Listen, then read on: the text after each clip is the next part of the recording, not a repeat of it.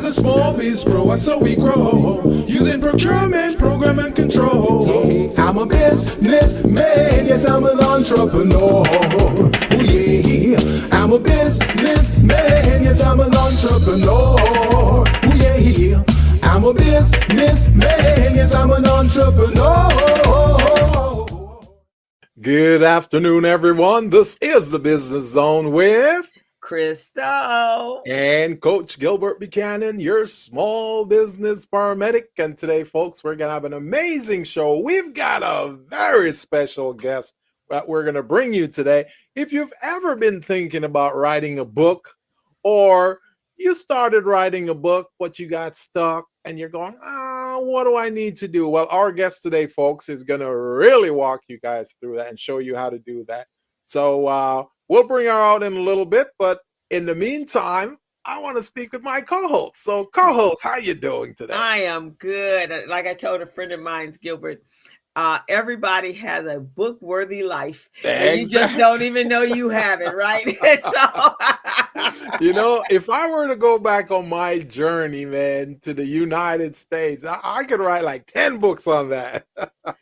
Right, exactly. So everybody has a book-worthy life, but it's sometimes just so difficult to get it. So I'm excited to have our guest on today. So looking forward to it. And it would be a great way to end this week. And this week has been pretty awesome. Yes. This week Yes. I went to Vermont Slosson's appreciation event last night, and so I got to connect and hang out with people that some people I haven't seen since 2019. 2019. So it's like, they should be giving you an award by now, man. You've done so much in this community. They should, they should invite you and say, hey, let's give her these 10 awards. Yeah, somebody will probably. I think I've gotten one award from like doing Recycling Black Dollars, but not for what I've been doing individually. It'll come.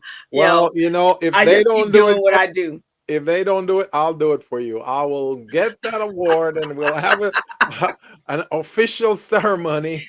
We invite all the key people and make sure you get your flowers, okay? Oh, well, I don't do it for that, but okay, that'd be nice. I do it because I love it. I know that, but guess what? We got to toot our own horn. We got to do that because nobody else is going to toot it for us. So we got to toot our own horn. That's very, very, very true. So you're looking awful spiffy today. Oh, yes. I'm just coming back from an event. I went to the Southern California Black Chamber of Commerce. They had their mergers and acquisition event. It's a gala.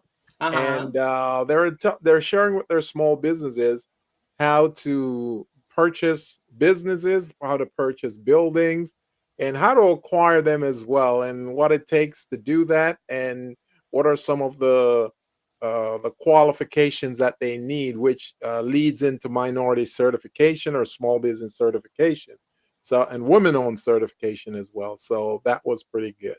And so I served on a panel talking about certification, so that was good. How about you? How about you, co-host? Today was a quiet day. I did nothing because all last week. I'm still recovering from last week. I taught every day last week. I coached every hour of the week. And then I had to do that pitch competition. So I actually I was an MC.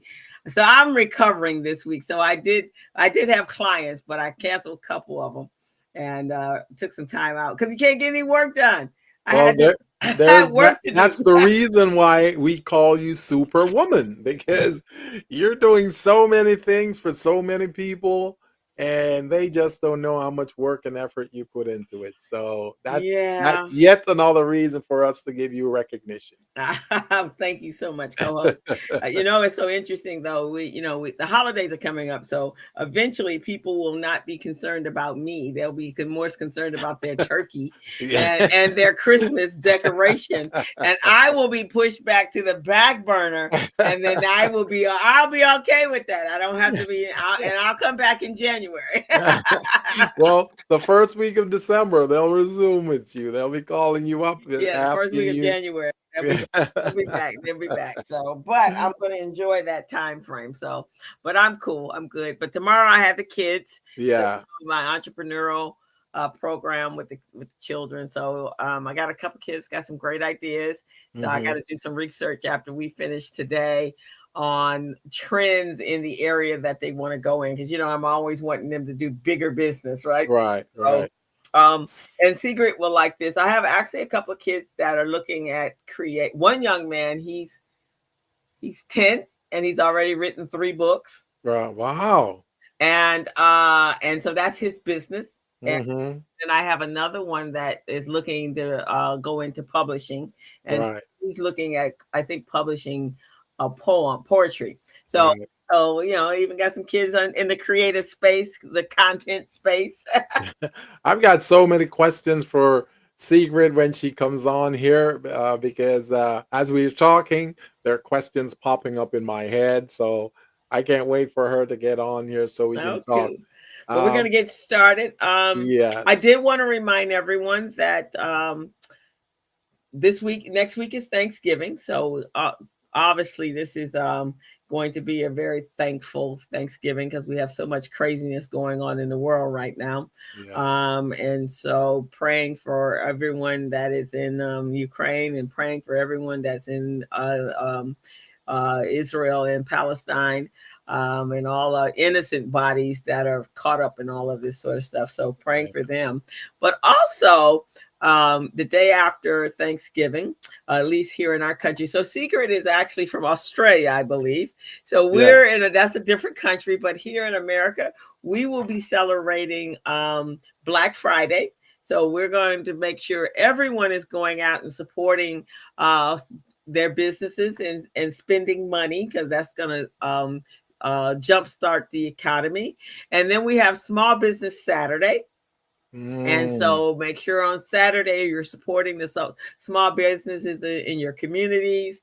And then on Monday we have Cyber Monday. So buying stuff online and starting your Christmas jump starting your Christmas shopping. And then on Tuesday is Giving Tuesday. So make sure after you've done all of that other shopping for yourself and everybody else, now you support the people that are in great need. And this is going to be, for some, it's going to be a very trying year. So Giving Tuesday, give money to all the nonprofits.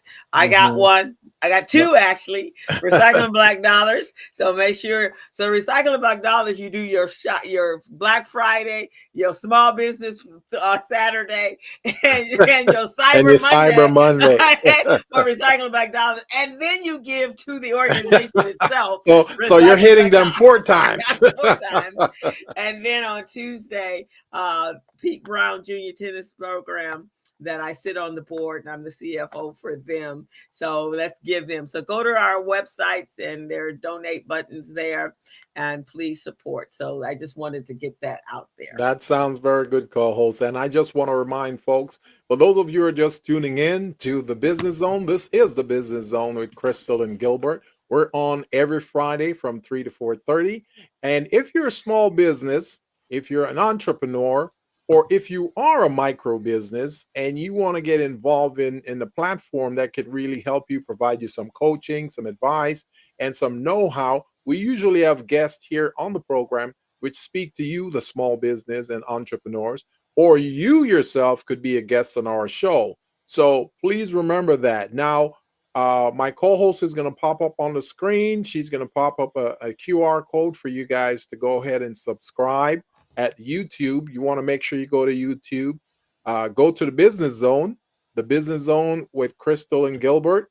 And because we just learned that there are some copycats out there calling themselves the Business Zone, but they cannot walk in our shoes, because we're here for you, small businesses. We're here to help you. And as far as I'm concerned, we are the #1 small business program in Southern California. We provide resources. We help you to become business ready, contract ready, loan ready, and even nonprofit ready. So if you're looking to do business with the government, you're trying to obtain government contract, we can assist you with that. And on this show, we can also provide you some guidance. Now, not only do we have guests on the show from week to week, but we also do class in session. So we will definitely have a class, show you how to get contracts, show you how to become certified, show you how to set up and prepare your books in bookkeeping, looking at those financial statements. We do a lot of different things, guys. So this is just an overview of what the Business Zone does. You've got two professionals here, two business coaches who've been in the industry for over 6 years. So we've been in the business. We've been in the industry for a few decades, guys. So please check us out. And the Ninja Watchers, those who are just watching this show and don't want to subscribe, come on. It doesn't cost you anything. You don't have to pay to subscribe. It's a free subscription. Just go ahead and subscribe. My co-host will tell you how. Right. So you can go over to the YouTube, to our YouTube channel, and hit that subscribe button, or you can take out your camera and take a picture of the QR code and go straight to the channel that way. But hit that subscribe button and join our family. We just provide you with a wealth of information that can help you and assist you in being successful in your business. So, and Gilbert, I just have to add, we're in November, the latter part of November. So we're really in December. So right now, everyone should be, before the holiday crush should be really working on getting your financials in order, so that come December 1st, you are, and January 1st, you're not in the crunch. Just take the time and do a little bookkeeping, just so that you can enjoy the rest of your holiday, and then come January you can start worrying about it. But don't wait till April 15th. Nope. And do it. And definitely don't call me if it's April 15th. Just a little bookkeeping, guys. That's all you need to do. Just a little bit. Just a little bit. All righty. So let's bring on our guest, because I'm excited to talk to her, and I know you are. And so let me, what did I do? Okay. So now we're going to bring her on, Miss, and then we're going to do a little switcheroonie over here. So you will have the center of the stage. She will be the center of attention there. There you go. There we go. And welcome to the Business Zone. We're so happy to have you. Welcome to the Business Zone, Miss Sigrid de Kaste. And folks, she's joining us all the way from Australia. So we want to give her a lot of love. Let's give her a lot of California love. All right. Wait, good to have you. So let me tell you a little bit about her. It's going to be short and sweet. But Sigrid is a three-time, not one time, three-time international #1 best-selling author and a high-profit, high-impact book strategist for women in business who want to expand their brand into a global recognition and visibility with a book. Hey, that's me.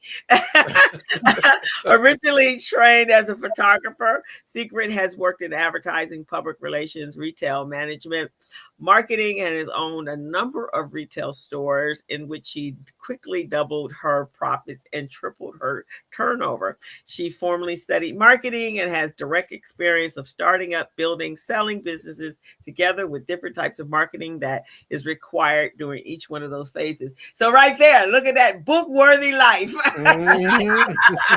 Welcome, Sigrid. We're so happy to have you. Thank you. It's wonderful to be here all the way from the other side of the world, which just shows how great we can connect with each other anywhere, isn't it? Yes, it is. That's the best part, I guess, about the internet, is that it just brings so many people together. My niece lives in Cairo, so I get to talk to her every other day, just about. And you just think about 5 to 20 years ago, we couldn't do that, right? A phone call was really expensive to another country. That's right. Yes. So tell us a little bit about how you got started and this whole thing about being a best-selling author, and what it takes for anybody else to become a best-selling author. Look, there's so much to talk about. It's going to be bringing it into the essence of what, what is of relevance to the listeners of your wonderful show here. So as you already mentioned, I've been in business for quite some time, and you talked about before about purchasing businesses, Gilbert. I heard you say you were at a function there. Well, that's how I started in business. I didn't start a business. I purchased a ready-made one. So Very that's good. an advantage. I like that. Ah, that's nice. You got everything in place. And what I did is how I got to the book writing, that when I wanted to switch from one area of my expertise, getting out of those businesses and going into consulting, I discovered the power of a book. When you write a book on an expertise you have, you're instantly elevated to that leadership and expertise status. And it really does give you credibility very quickly. I've experienced that 3 times with my 3 books.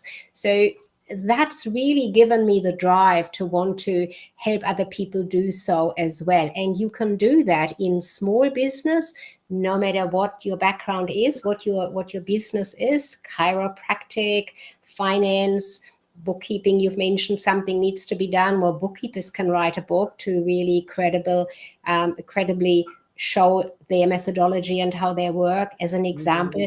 But coaches and consultants, and especially women in business, they seem to hold themselves back. And yet there's so much story, so much to tell, so much depth to bring out into the world. And that is where I'm focusing on now, to help more women write that book. That's important to me right now.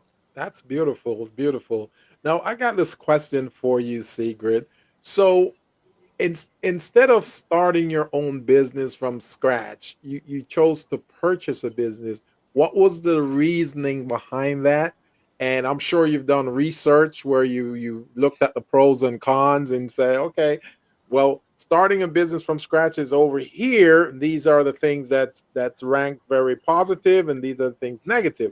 And then you say, okay, acquiring an existing business is over here. These are the things that are positive. These are the things that's negative. So, what made you decide to do it that way? I wanted to get started from my background at that point in time of photography. I wanted to go into that area and start my own photography business, very particular in black and white, and portrait photographs is what I wanted to do. And when I went through the research, what I needed, it became clearer and clearer. At that time, everything in photography was moving towards more digital and very different appeal and approach that people had around that. And I was offered, here is the opportunity to jump into a diamond jewelry business. You've got marketing, how you could use that in the business and just keep building your business from that perspective rather than having to start from scratch. This is all laid out. I was invited in, and I thought about it for a little while. I knew absolutely nothing about jewelry. I didn't know anything, the different carats and the diamonds particularly too. How do you tell the difference and all of that? But I was intrigued. I just found it was interesting to still build something, to still create something, but from the perspective of, here is my foundation already in place, and so let me take it further, let me take it higher. And that's what I did. So I took that opportunity and bought that jewelry business, and it just did everything different to what the jewelers at that time here in this country were doing. And I grew that business very well and very quickly. Very nice. I would imagine because Gilbert and I both find that most of our small businesses, Gilbert and I both are coaches, and we coach small businesses and micro businesses and growth businesses, and marketing is usually something they just started. Marketing and finance are the 2 things that they ignore the most. That is true. And I think too, you are very right there. Marketing is often that area that people find a little bit scary because they don't really understand how it comes together and what is necessary. And there's a lot of information about marketing out there, but you need to really work on how that applies to your particular business. And that whole area of marketing led me to going into book writing and helping others to write their book. After that first business, when I successfully sold that and I bought another one, again in an area I had no clue about the industry itself, I've always learned very quickly about what I needed to know. But it's always, as you say, it's the marketing that's key, and that is my biggest background. So again, that helped me with the second one as well. And when I started my marketing agency a little later, I discovered people were coming to me with their book, finished, published, but they couldn't market it. And I had a look at what did I do with my books different to what they have maybe missed on. And that's how I developed the framework that I offer now. Very different, starting with marketing, not leaving it to last. That's a big key point. Wow, that's amazing. Now, you've chosen to write books. You also have a background in photography. Now, which one of those did you do for? I'm assuming you did photography first because you got years of experience in that. But then you probably said, let me put a book together on my photography experience and all of that, right? But as you're doing that, you're loving it and you're finding out, wow, this is beautiful. So you probably said, let me take this to the next level, right? And then folks keep contacting you and asking you questions about, how did you do this, right? And then that's how you were able to start telling them, right? Yes, absolutely. Look, it's come through. Photography is a visual art, as you know, but it also requires you to know the pictures you are creating. How are they going to be perceived? And they are not just for yourself, like anything in business. It's always for a customer, for someone else, isn't it? So you've got to have that appeal and that approach to it. That yes, I love it. It's my style, but I also need to find what are other people going to think and want about it. Very much the same with writing a book. Sometimes authors think about a topic they really love and they feel they want to share, but they're not really digging into who they are going to share it with. And that is where that disconnect can come from, that it makes it really difficult to bring the book with the topic that they've chosen, and in particular with the book title they've chosen, to bring that out to the wider audience to get the appeal happening. And I was watching that. So photography took me to the marketing, which is related from the, appealing and engaging others and bringing something visual out there. And that then led me to writing the books and seeing how others are doing it quite differently, and bringing all of those parts together that were floating around as I discovered. Beautiful. And I thought, Gilbert, for years I've been talking about the book, but and not doing it in finance, but I'm doing it in business startups and so forth, because that's really what I teach on. But I just thought, wow, how many books are already out there? What the heck can I say that's different? And that's the one thing that kept me from, was like, okay, I don't have anything new to say. So what am I going to write about? So what happens when you're in, as a subject matter expertise, you're not the only person that's a subject matter expertise. What helps you to fine tune or dive into an area that doesn't sound repetitive? Great question, Crystal. Absolutely great question. And that is what happens quite often, that holds women in particular back from writing, but it also brings some people out into the sphere of writing their book and not having planned for it. So the first step is to plan. Yes, you're coaching in the startup area, if I got that right just now from what you've said. So then with my work, for example, working with me, we would really unlayer what exactly is it that makes you different. And there is something somewhere that you may not even see yourself at this point in time. But through a process of questioning you, getting to know your business, we'll be able to unlayer exactly that point of difference. Now, just as an example, it's not about coaching as such, but I had a client and she was in trauma recovery, in that area of coaching and working with clients. And she wanted to write about the methodology she was using there. But through the process of working with me and talking about what really in trauma recovery it is that made a difference for her and made her different, we discovered that it was really around rage, helping people to overcome rage and to really put that completely aside to create a new life. So the trauma that left rage behind for the purpose. So we focus on that element for her book, and that was a huge success for her because the topic of rage was big in the media. That allowed her to tap into media stories, be interviewed by various media channels on that topic and therefore on her book, and really make an impact and become widely known, widely recognized for helping people overcome rage from trauma, and have her book well established and acknowledged. So it's about planning in one word, planning what makes you different. Okay. So you have to identify, kind of almost like starting a business, right? What makes you different? What makes you stand? What's your value proposition? So you have to kind of do your book outline or your book thought process in the brainstorming in the same exact way. That is exactly it. And as you just said, starting a business, sometimes people jump in, and I've seen it. They had a great idea. They might have seen some wonderful fashion in Bali on a holiday, and people were saying, "Oh yes, I love those dresses you brought back. Yes, start a business." And then they didn't do any research as to who would actually want those, and so the business is not really going ahead. Very similar to that. You want to do the planning first. Right. And it's so many. I have a really mentor and a really good friend. She does a book expo every April.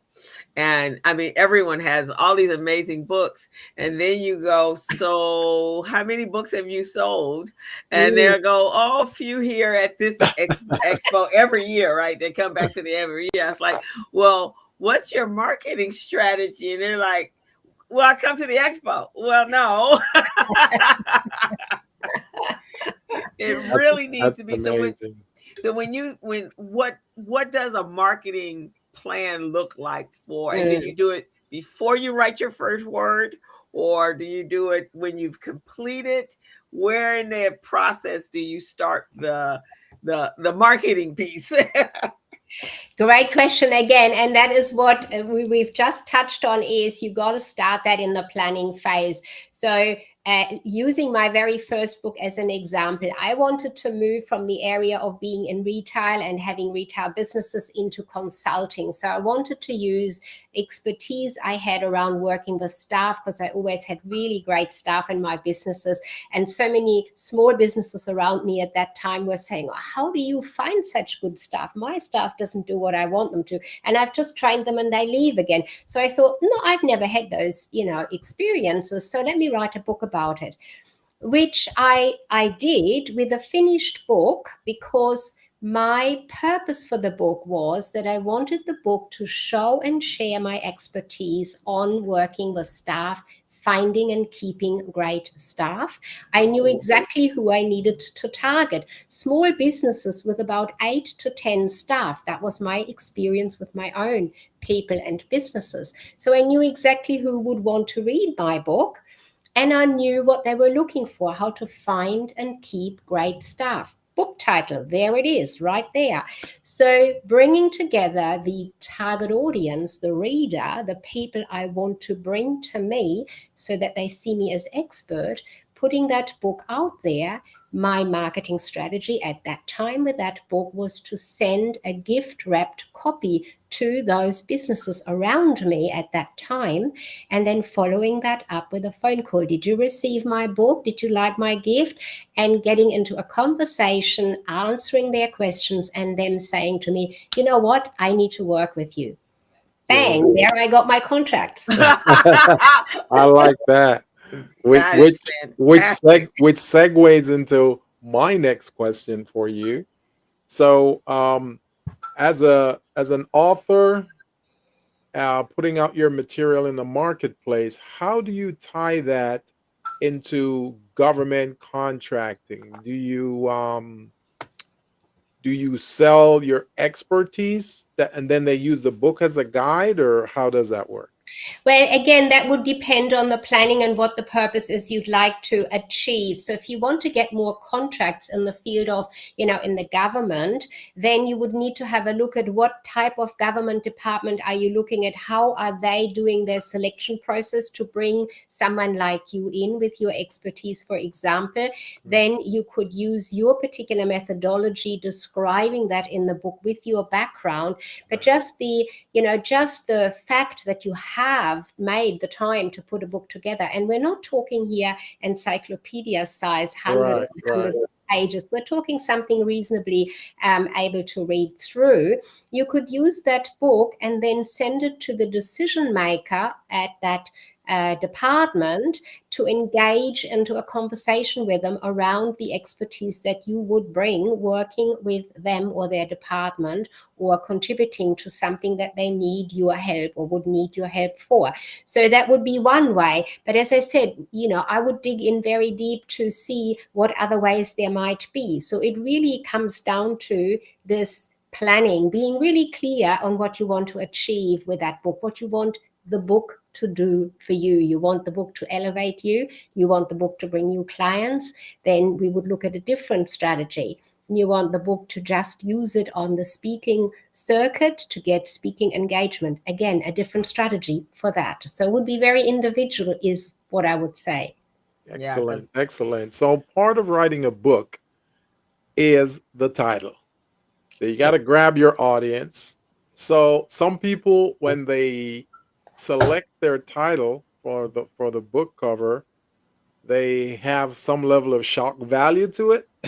Some people have a familiar theme, or some people just try to be different that will make people pick up the book and go, what is this about? Let me see what it's about. So what's your style? How do you select your title? The first thing I would say is, as I just mentioned with the first book that I wrote, I knew exactly who I wanted to write it for, because I knew what I wanted to achieve by having that book. So you use a title that offers a solution to the people you want to have the book, read that book, and the people, if you want to bring them into your business as clients. So you need to make that connection instantly. When they read the book title, they know, wow, that's for me. That's what I'm looking for. Right. Using a shock title or a title where somebody will say to you, oh, it's got to be mysterious, and people will do exactly what you just said, Gilbert. Oh, what is this about? Think about it. How often does that really happen? We are living in such a fast-paced world. We are scrolling through the feeds of all the social media so quickly. Do we really stop and say, oh, what does that mean? Very rarely, when we do stop the feed to read more, is when it is something it's on our mind. Yeah. So if you can tie your book title into exactly who you know wants to know about you, your book, what you write about, then you have a good title. Now, sometimes people make the mistake and write a title about how I discovered this, or how I elevated my whatever. I don't want to use a real example, but something that is about you, and using the title I is not the best way, because you want the reader, you want to address the reader. Yes. How do you get better at losing weight? How do you become a better leader? Is a better approach to say how I became a better leader. That kind of removes the reader from the book title. So Yes.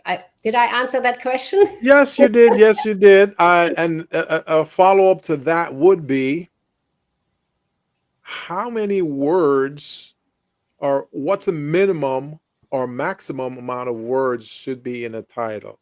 I know Mm, some titles are one word, just one word, big word, awesome, and then mm. you read it to find out what's awesome about it. But there are subtitles that have multiple words in it. I mean, is there a maximum number of words? I wouldn't say there's a maximum or a minimum. What I would say is take a look at successful authors, at books that are already out there. And, even people who have great, well known books like, how to, okay, I mean, just my mind is not quite coming to the title, but the well known one about how to find people. Oh gosh, I've got to quickly. Oh, the highly successful people, Yeah, the one with you know, Dale Carnegie. Yeah, Dale Carnegie's book, How to Win Friends and Influence Influence People. enemy. that's it. You're That talking about the and that's a lot of words right there. But you know what? That title that was not the first choice of his title. He had three different ones, and the book Wow. didn't go anywhere with it. It was Wow. just not appealing Yeah. until this particular title was found, because that is what people were looking for. So if you think about, I want to write about whatever the topic is, and you look at great books like that, and you look at the titles, I have a list of 100 for my clients, for example.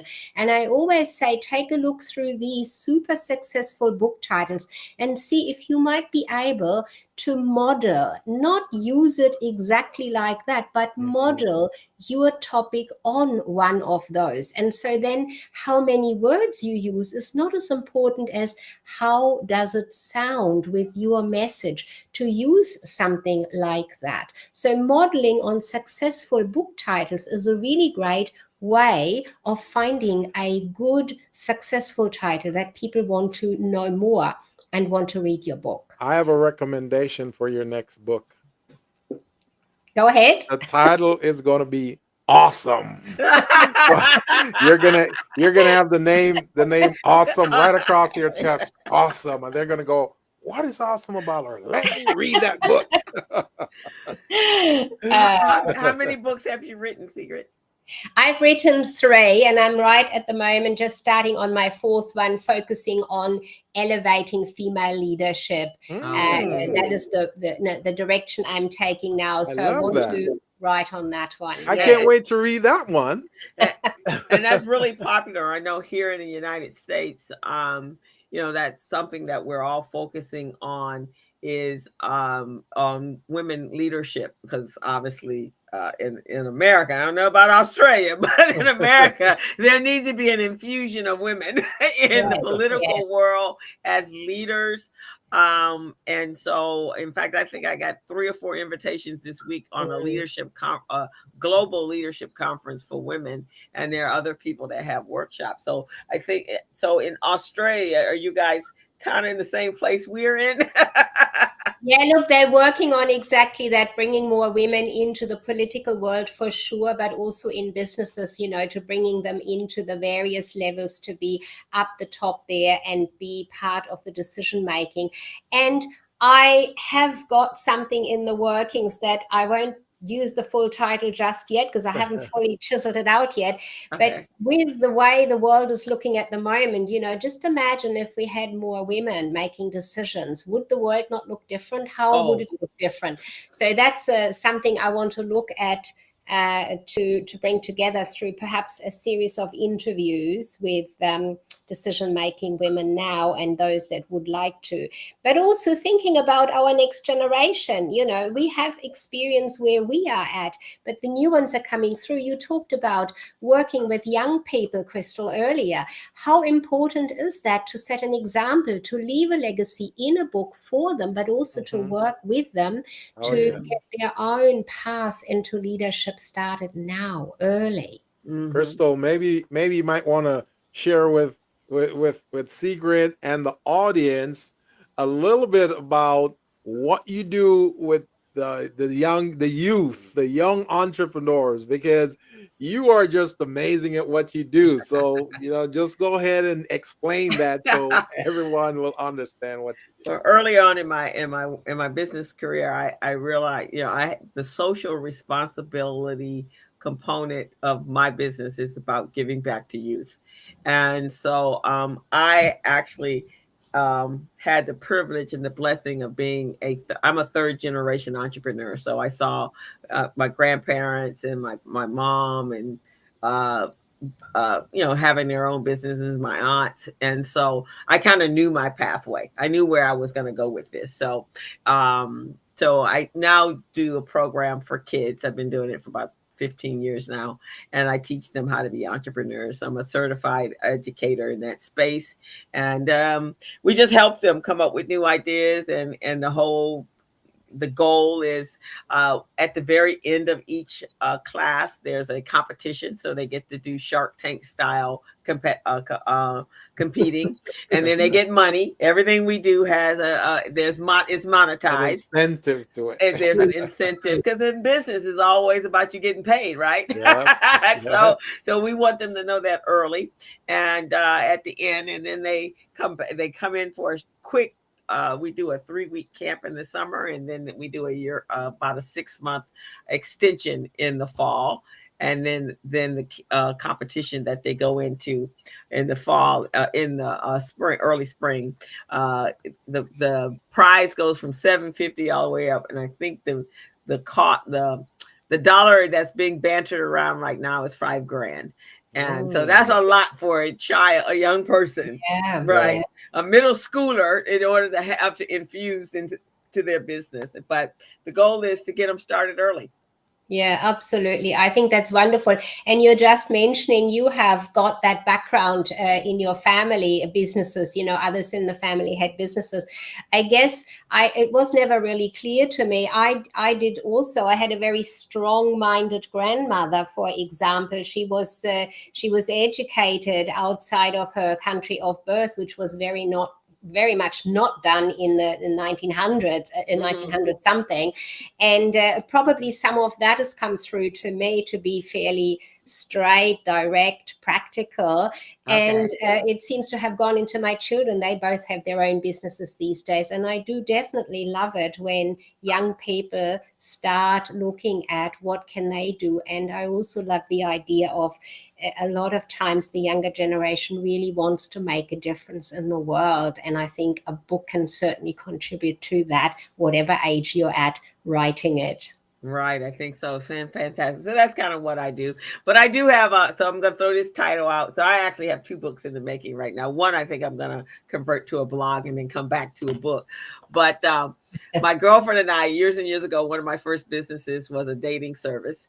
And this was before all of the Match.com and all of those people. So I've dated myself a little bit, but that's okay. And so we want to revisit that, because we did it for a number of years, but it wasn't a tangible thing on bankers' minds. So nobody was looking to invest in a dating service. Are you crazy? Which is kind of some of the feedback we got. But now we're looking at creating a blog platform. And so the title, because she and I always get this, we never married. And they're always like, "You're so beautiful. So why are you single?" So that's going to be my title.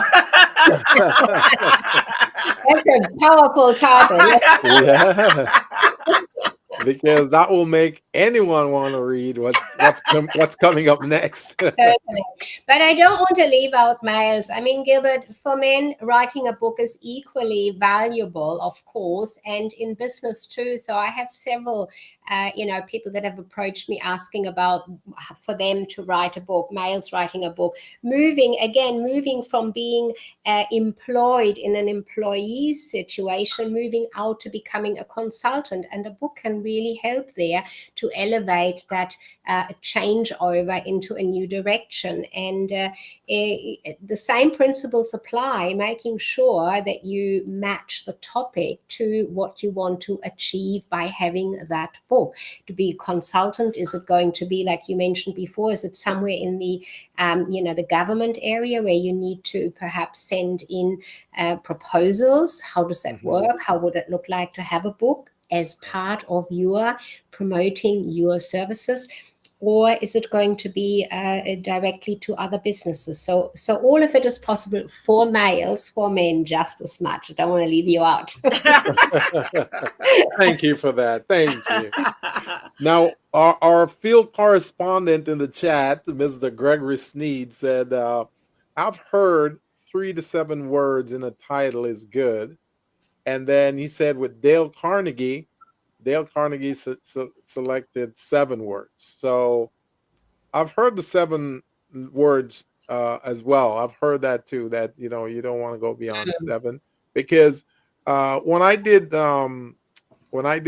psychology back in undergrad, in college, it was suggested by my professor that it's really difficult for people to remember more than 7 things in succession. So, and the test that they would give us in class would be, okay, I'm going to throw out some colors at you: red, green, brown, black, blue, purple, orange. And then you got to remember that. He's going to go around the class and say, okay, I just said 7 colors. I want you to give me in the same order. And you'd be surprised how many people could not recite it in the same order, because the mind is not designed to remember the 7 things or more in order. So yeah, there's a psychology behind that.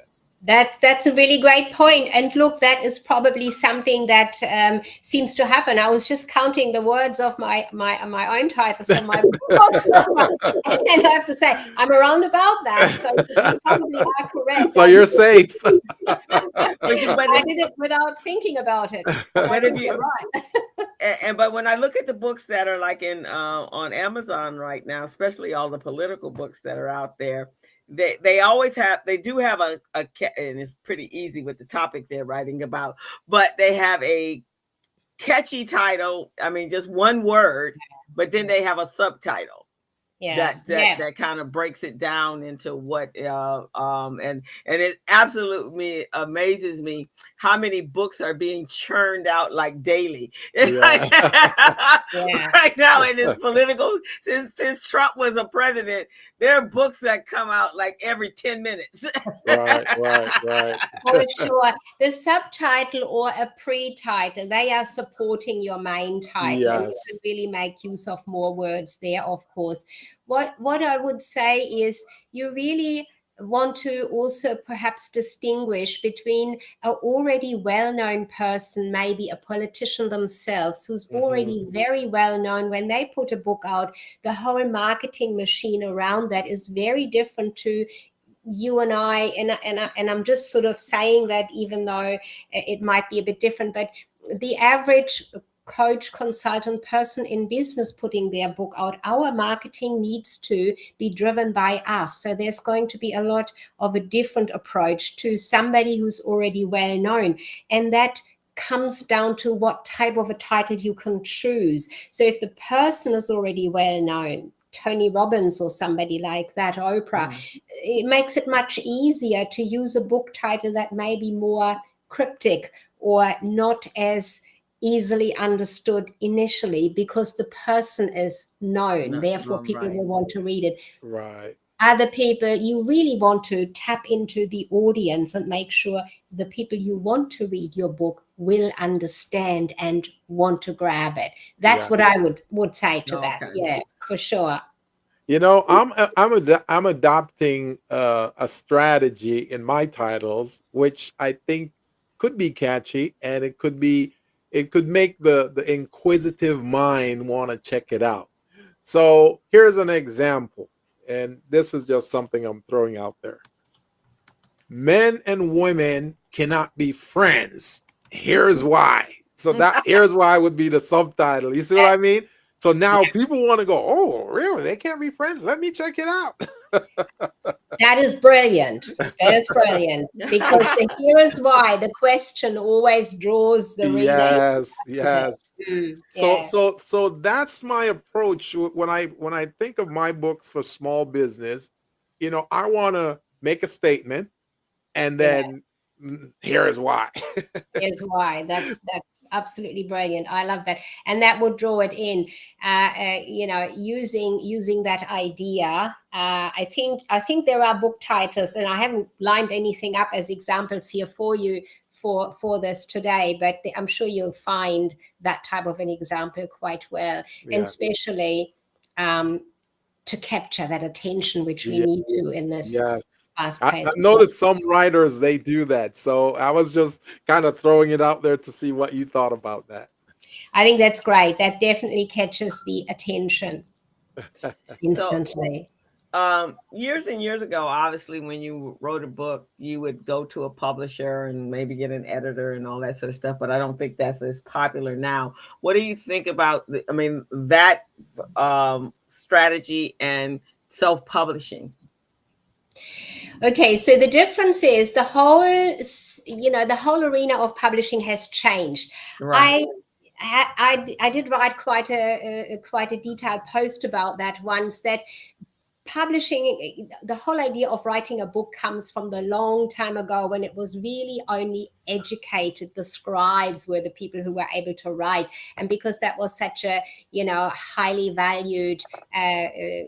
highly valued knowledge that you had to be able to write, that already elevated the whole idea of having something in writing, and that we know that's going through the ages.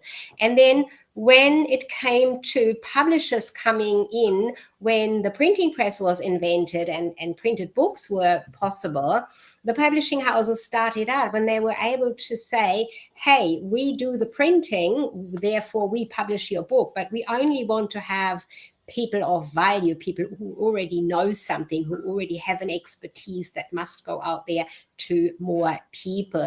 And they kind of held that door closed for a very long time. It was difficult to get your book published.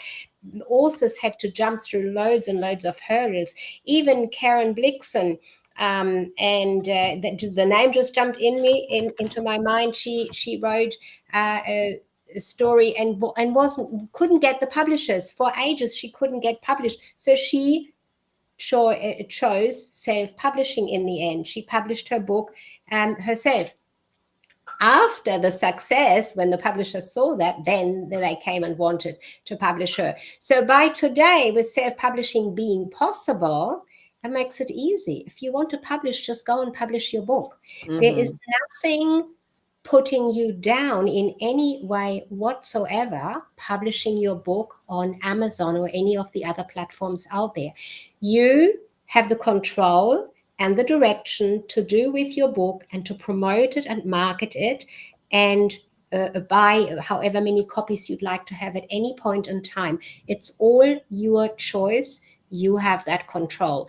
So looking for a publishing house is one thing. It's not necessary for you to be a valued author. You can easily publish it yourself. I've published my books myself on Amazon. They're available. And particularly the one, Build Your Business with a Book, is easily available anywhere in the world by just going onto Amazon and finding my name. I like that title, Build Your Business with a Book. Like that. Yeah. Thank you. and I love the because and I'm going to have to do some marketing for you, because a lot of my clients don't, they're right at that point where they need to hire someone, but they don't really know how, and so the turnover is so high because they're not looking. Like you said, you knew exactly what you needed in an employee. Most people just feel they needed a warm body. And then they find out, no, you need something a little bit more than a warm body in order to, to run a business. Yes.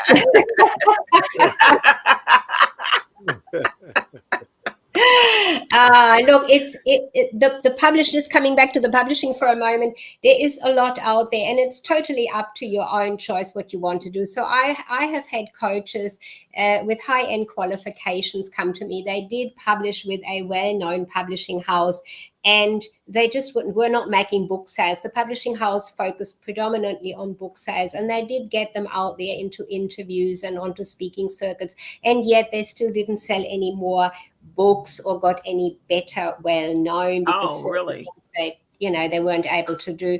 And those that have published on Amazon, they use their own strategy, and they put their own actions into place, and they sell loads of books. Or not even so much selling the books, giving them away, but getting clients back into the business, which can be much, much better for them and still be well known. So depends on the individual person. Definitely self-publishing is easy and does not detract from your status as an author. So I have been a recording artist and still am. And therefore, I know the importance of publishing as a recording artist.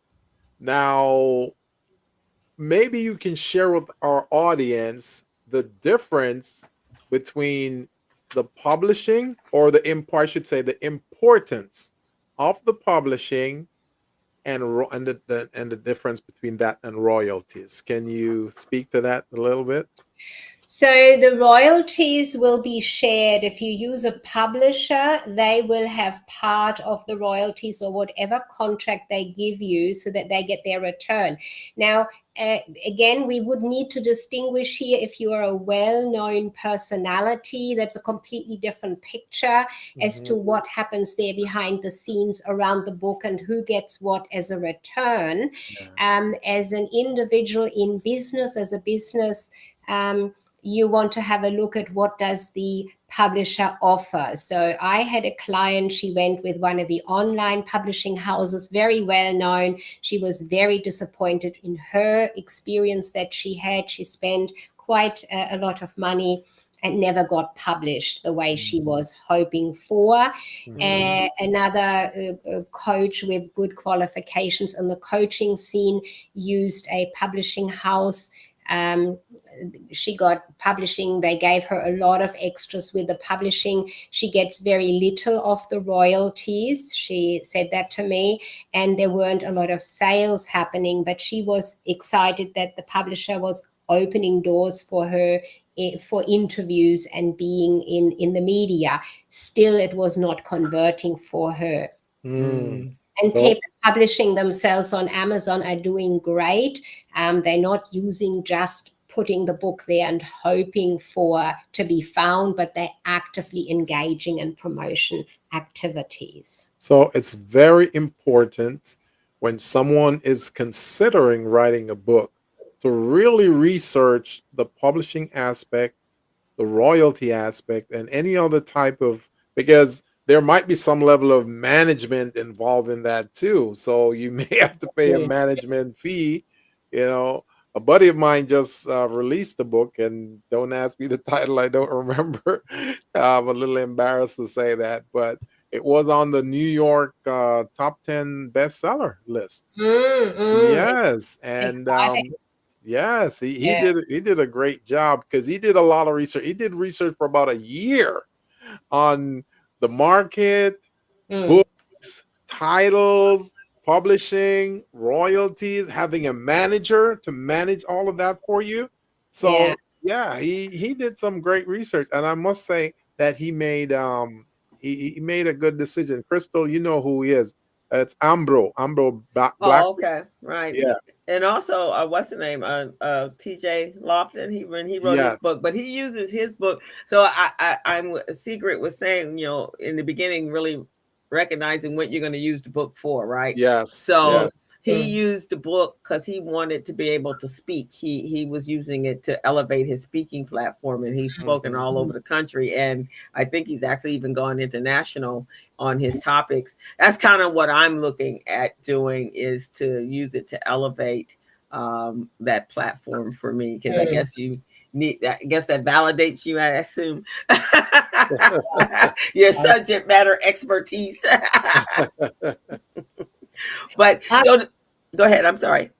No, sorry, you're absolutely right. What you want to do with it, how you're going to use it is important. So this idea that, I write it first and then I find a publisher or publish it, whatever, and then I look for some marketing. This is what my whole key framework is about. That's not how it works, because those phases of writing, publishing, and marketing, they are completely interlinked, and you need to really, start with the marketing in mind at the beginning. So there are strategies if you want to use it to elevate your speaker's career. For example, you want to make sure the book title is very much on topic and in line with what you want to speak about. So then you can use your book and sell it at the events where you are speaking.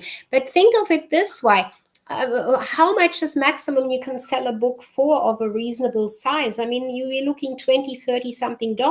That's not you have to think about how many you have to sell. And then you have to think about, how am I going to sell that many with the personality I am at this point in time? So it makes a lot more sense in my mind to look at, how can I use the book? How is this book going to bring me clients? So even if you sell the book at $27, and every so often you bring it down to $4 on a special, but you're bringing clients to you. Yeah, that makes to me so much more. Even when Gilbert and I, when we launched the podcast 7 years ago, it had, from a marketing standpoint, it was the best tool that could have possibly.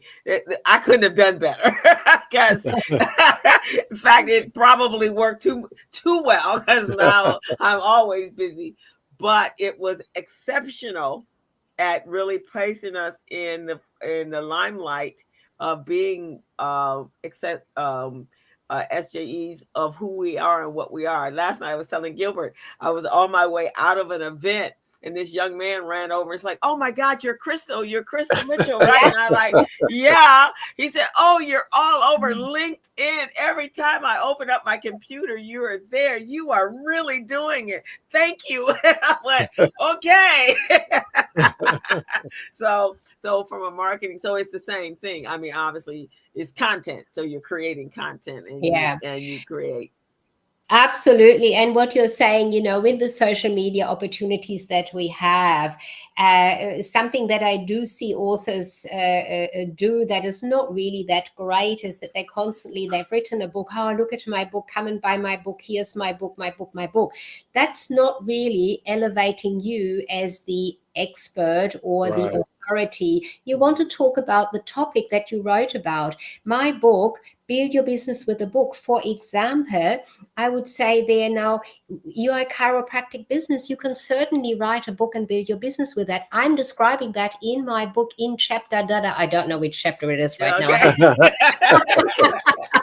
But it is in there. So instead of promoting my book by my book, I promote what's in there, or the topic that I wrote about. And you have a much better return and be seen for a lot more and spoken to. "Oh, you did write a book on the topic I wanted to know about." It makes sense. But these are the little things that are not known at this stage. And that's why people like myself helping those that want to write are really a good addition to not just doing it on your own. Now, for those of you, sorry, Crystal. For those of you who are just tuning in, this is the Business Zone with Crystal and Gilbert. We're on every Friday from 3 to 4:30. And this program is for small business, micro businesses, and entrepreneurs who are just starting or in an existing industry. We bring on very special guests every week. And today, our very special guest is Miss Sigrid de Kaste, and she's an author of multiple books. She also coaches on the subject. And if you're thinking of writing a book, don't know how to go about it, what you need to do, she can be a coach for you. She could be a guide for you. So real soon, we're going to put her information in the chat. So I'd like you to just keep on watching this show, watch this amazing show that we're having. I'm learning so much from her, because my co-host and I, we're planning on launching our books soon, and we're getting some valuable tips here from Miss de Kaste. Okay, so let's keep watching. Yeah, in fact, Gilbert and I have been talking about transcribing our 700 videos, not all of them, but key ones. And because we do, in addition to interviews, we also do class and session in this platform. And so creating an ebook so that we're looking now to monetize. The marketing was fantastic, but now it's time to monetize. Yes, that's So we're right. looking at the different opportunities that we can do that with. Um, do you think that as a published artist that it's good to also have the audio version of the book? I know that in the last 10-15 years that's become very popular. What are your thoughts on that? Look, it's certainly an area to look at, and if you want to spread your name across, online further and wider, that's a good opportunity there to do so for those who prefer to listen to books rather than reading them. And there is a large audience there, absolutely.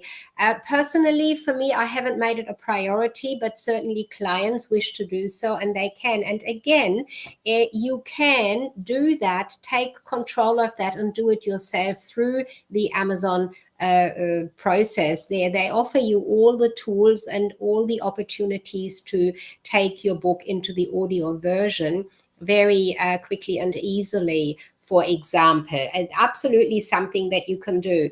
And tapping into what you just mentioned about transcribing your videos or your podcasts, what you've done already, that's a great idea. And it's a really wonderful way to bring you, the essence of you, into a book.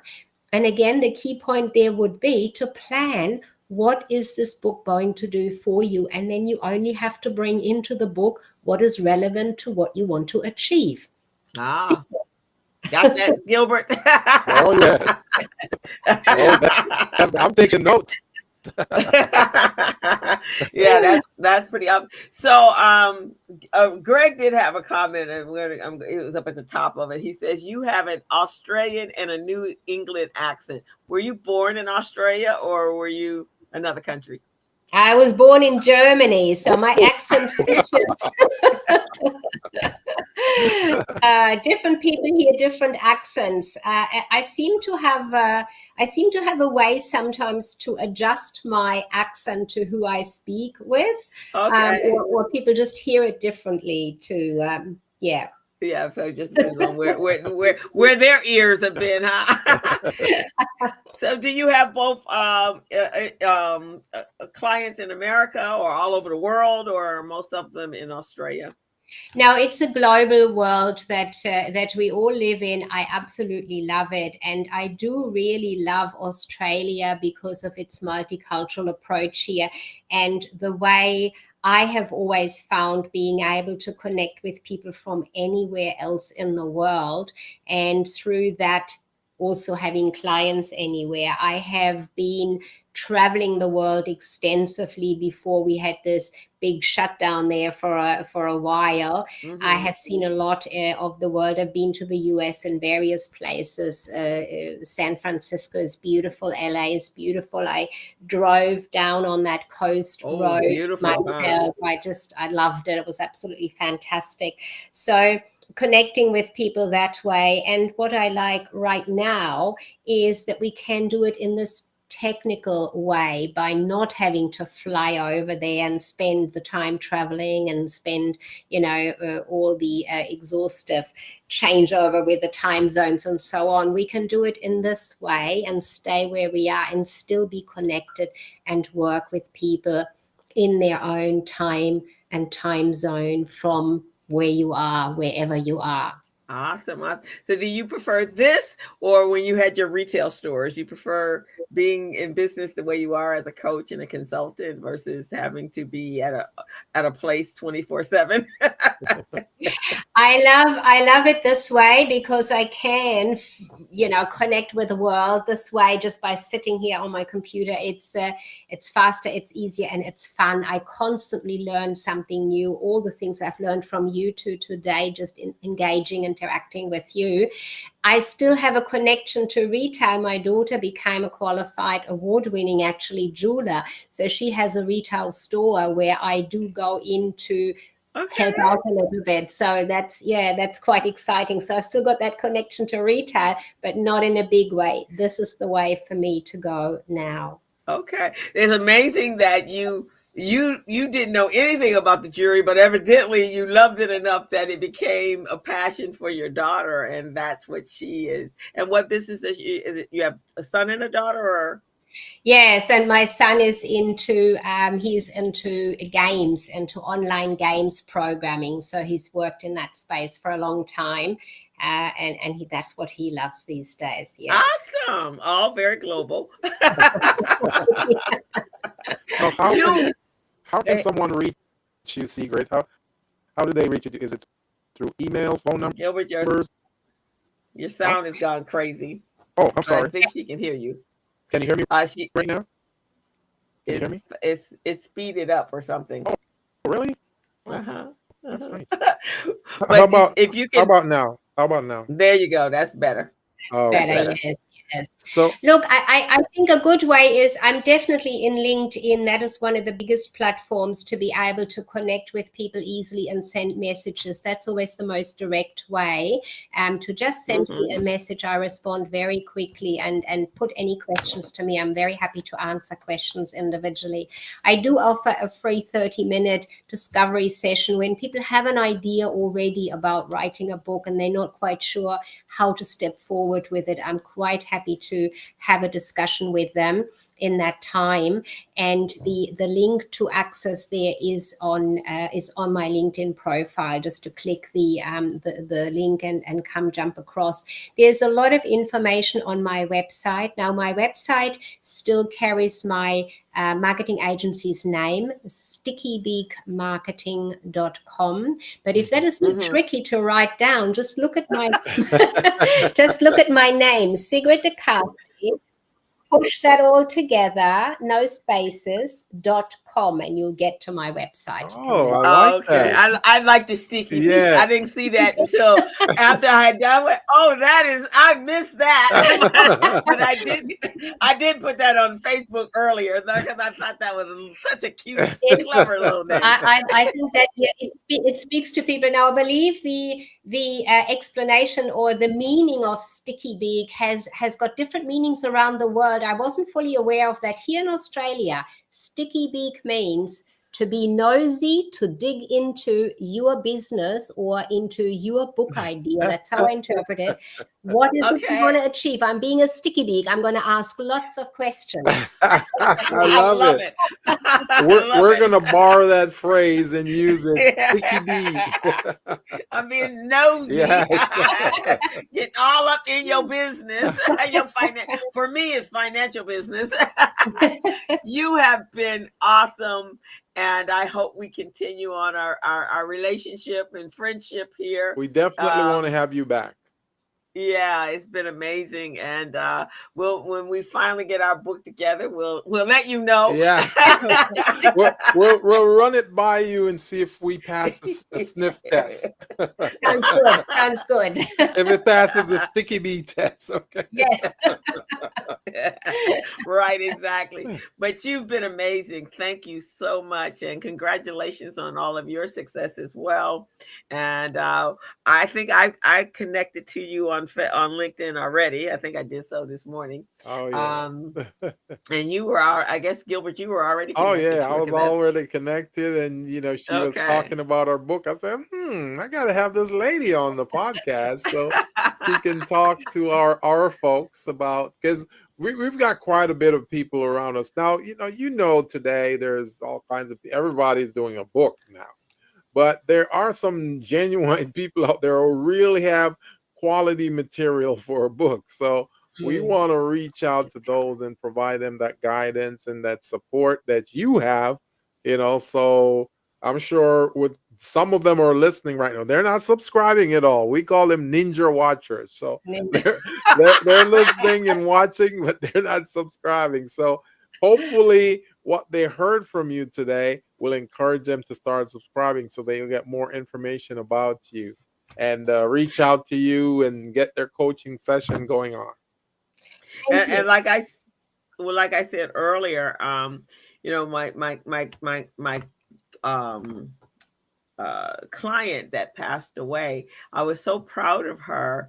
It was sudden for all of us.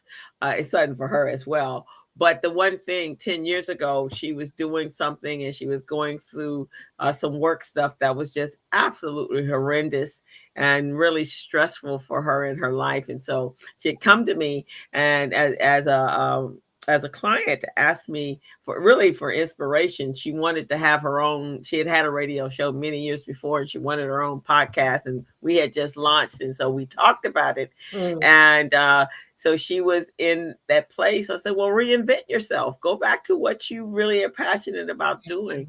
And so she, and I invited her to a conference that I was going to that was like, I call it the Wakanda world of inspiration.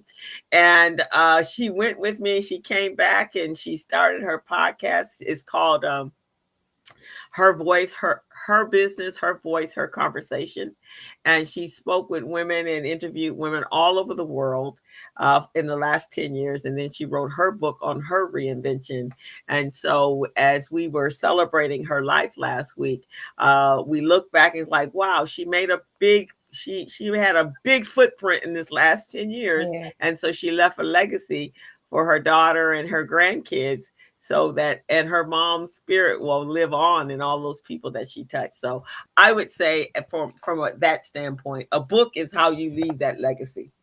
Absolutely, I agree with you there. That's really a great way of leaving your legacy. And, you know, even a family story legacy is something worthwhile to put into a book to leave for other families. As I mentioned, I've come from Germany into this country here, Australia, to live here. So I have a lot to tell my children and children's children and so on about that move, that journey. So that can go into a family history type book.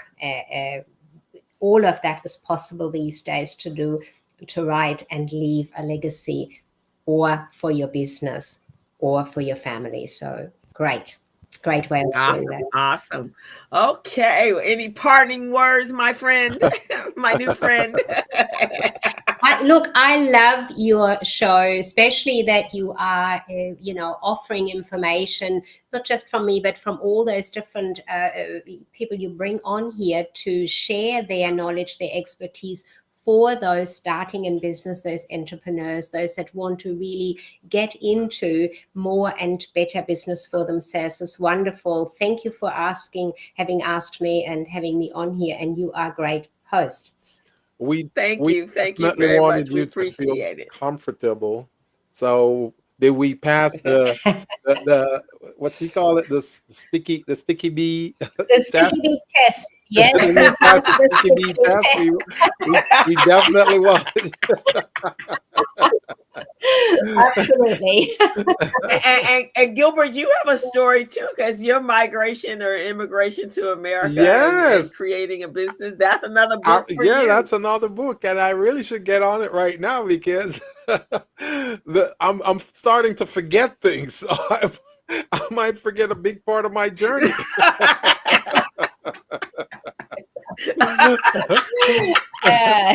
We would love to have you. Yeah, get it in print, my brother. Get it in print. I know. I got to put it in print or record it verbally and then do that transcription that we were talking about earlier. But definitely, Sigrid, we really are happy to have you here. We weren't really sure what areas of the book writing we were going to get into, but once the conversation starts, and that's the thing with all the guests that come on this show, when we get on here, it's like family. It's like we're sitting in a living room and we're having conversations. So we just start embellishing a lot of things and start learning things and, learning about the sticky bee, So we're welcoming you to our Business Zone family, and it's been a pleasure. And now I know you guys don't celebrate Thanksgiving, not like we do anyway, but have a great holiday season. Thank you. Yes, and happy Thanksgiving for next week for you. Thank you. All right, thank you very much. It's been awesome. You can be a guest on the show anytime. So you just reach out to us. You have our contact information. Just reach out. We just put your contact information in the chat. So for our viewers and listeners, please go to the chat and you'll get Miss Sigrid de Kaste's information.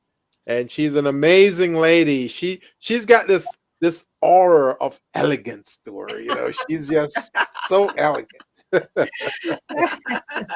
Like someone you see at the Academy Award, you know. She says, okay, right. She'll turn one of her books into a film. Exactly. So thank you so much. We really appreciate you. It's been wonderful being here. Thank you. Thank you very much.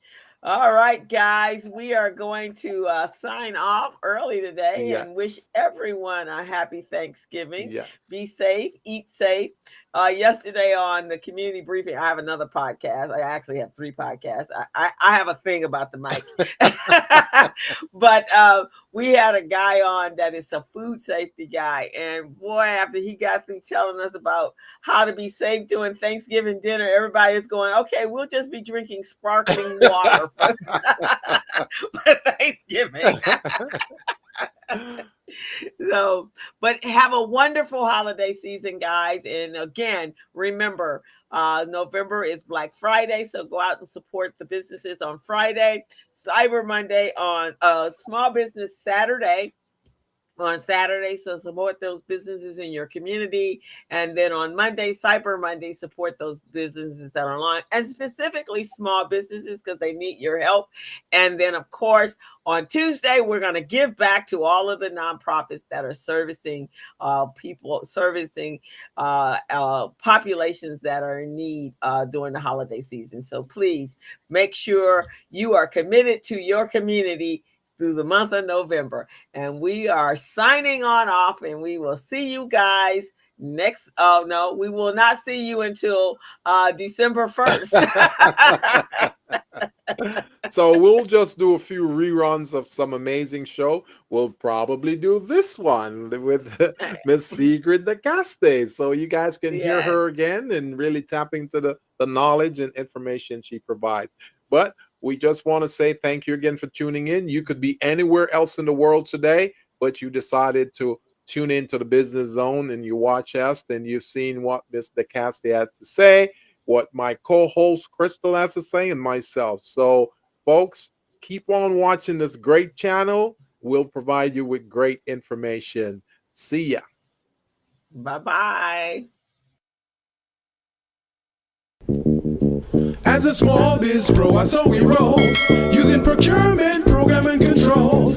As a small biz pro, I saw we grow, using procurement, program, and control.